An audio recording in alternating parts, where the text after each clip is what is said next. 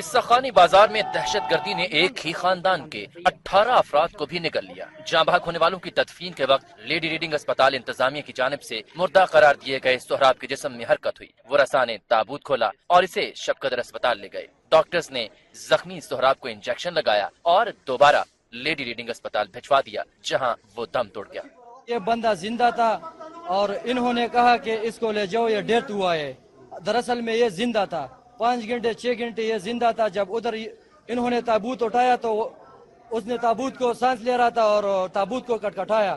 جب تابوت کو کٹکھٹایا تو انہوں نے اس کو دیکھا تو واپس ادھر لایا اس کو، تو ادھر یہ ڈیتھ ہو گیا۔